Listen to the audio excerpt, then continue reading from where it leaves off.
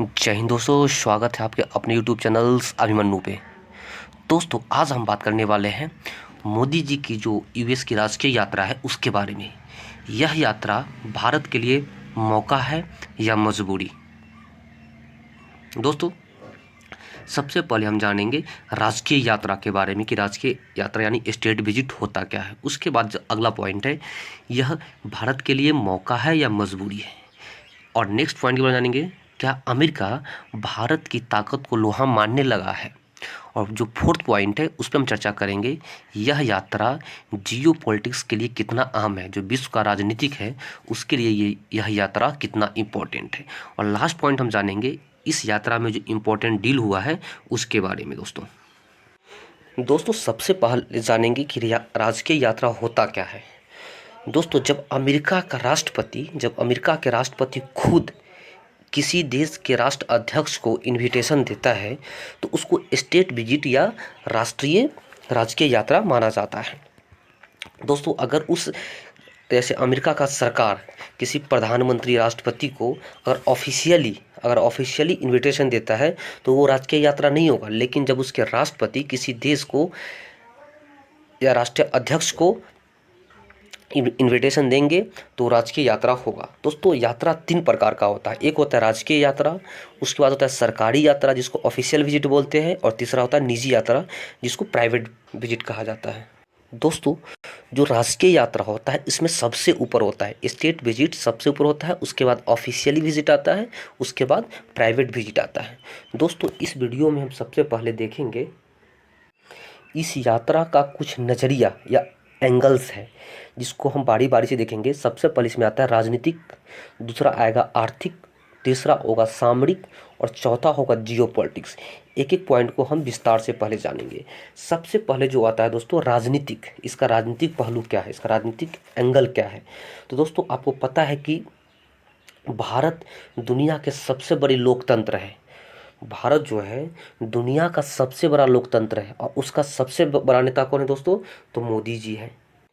दोस्तों, आपको पता है कि बहुत भारी मात्रा में जो इंडियंस हैं दूसरे देश में बसे हुए हैं। जैसे अमेरिका की बात करें तो वहाँ पे लगभग 4 करोड़, 3 से 4 करोड़ लोग इंडियंस वहाँ पे बसे हुए हैं। और जो जिसको हम एनआरआई बोलते हैं, और जो एनआरआई है मोदी जी को बहुत पसंद करता है। दोस्तों, एक प्रोग्राम हुआ था, ये जो इंडियंस है इन यूएसए, यहाँ के लोग देखो कैसे इंडिया को लव करता है और मोदी जी को काफ़ी सम्मान देता है। दोस्तों, 2018 की बात है, 2019 की बात है, एक प्रोग्राम हुआ था डोनाल्ड ट्रंप के साथ, मोदी हाउडी प्रोग्राम। उसमें मोदी जी को बुलाया गया था। उसके पीछे का मकसद ये था कि डोनाल्ड ट्रंप है जो एनआरआई इंडियंस है, भारतीय है जो बसे हुए हैं अमेरिका में, उसका वोट हासिल करना। तो इंडिया का काफ़ी राजनीतिक तौर पे वहाँ पे एक्टिवेशन है, बहुत ही इम्पोर्टेंस है। इसी तरह मोदी जी का भी जो ऑफिशियल विजिट है, इसके पीछे भी एक मकसद हो सकता है, राजनीतिक मकसद, कि ये चाहता है कि सारे इंडियंस, क्योंकि मोदी को तो लाइक करता है पूरे एनआरआई जो वहाँ पे लोग बसे हुए हैं, तो सारे इंडियंस बाइडन को ही वोट करें ताकि वो राष्ट्रपति बन सके दोबारा। दोस्तों, तो ये था राजनीतिक महत्व, राजनीतिक एंगल्स। अब हम देखते हैं आर्थिक एंगल्स में। आर्थिक एंगल में ये है दोस्तों, इंडिया जो है 5वीं सबसे बड़ी इकोनॉमी है। 5वीं सबसे बड़ी इकोनॉमी है। इससे पहले 4 कौन है? यूएसए, चाइना, जापान और जर्मनी। 5वां नंबर आता है दोस्तों। 5वीं बड़ी इकोनॉमी होने के साथ साथ यहाँ पे बहुत बड़ा मार्केट है। अगर इंडिया और यूएसए का रिलेशन अच्छा होगा तो वहाँ की कंपनी यहाँ पे आके इन्वेस्ट कर सकती है। इसके साथ साथ भारत का जो यंगस्टर है, भारत का जो वर्कफोर्स है वो काफ़ी यंग है, तो इसका फ़ायदा भी अमेरिका लेना चाहता है। आजकल चीन के कुछ पॉलिसी के कारण जो बड़े बड़े कंपनी है चाइना के अंदर, वो कंपनी चाइना छोड़ के बाहर जा रही है। इसका कुछ ऐसा पॉलिसी आया कि बड़े बड़े कंपनी से हुंडई, सैमसंग, एलजी, ये सब चाइना छोड़ रहा है। और चाइना छोड़ रहा है तो कोई ना कोई एक अल्टरनेटिव देश वो ढूंढ रहा होगा।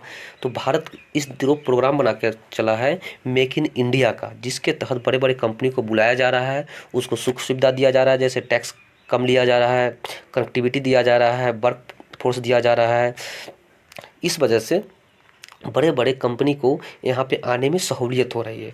मेक इन इंडिया जो प्रोग्राम है वहाँ इसके अंतर्गत विदेशी कंपनी भारत में अपना फैक्ट्री स्थापित करती है और यहाँ से अपना संचालन करती है। आप ये देख सकते हैं।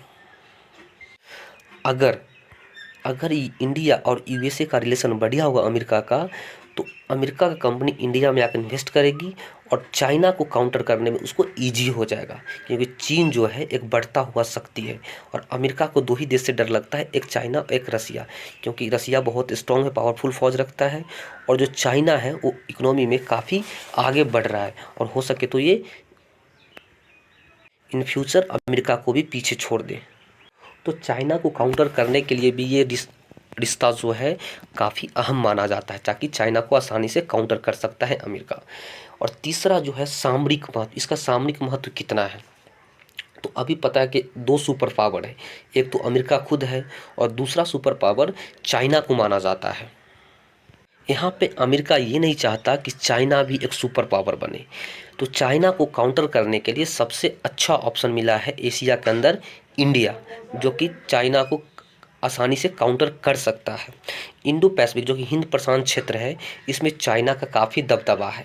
इस दबदबे को कम करने के लिए, इसी दबदबे को कम करने के लिए कुछ संगठन है जैसे क्वाड, जिसमें 4 देश आता है, इंडिया, ऑस्ट्रेलिया, जापान और यूएसए। अमेरिका के नेतृत्व में क्वाड का निर्माण होता है ताकि हिंद प्रशांत क्षेत्र में चाइना को काउंटर किया जा सकता है। आप इन राष्ट्राध्यक्ष को देख सकते हैं।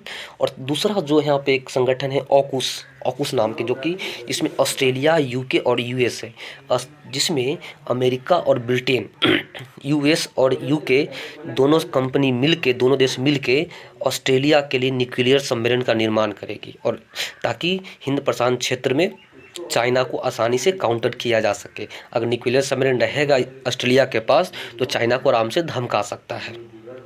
दोस्तों, तो रसिया, फिलहाल में जो रसिया और यूक्रेन का युद्ध चल रहा है, इसमें साफ हो गया है कि कौन सा देश अमेरिका के साथ है और कौन सा देश रसिया के साथ है।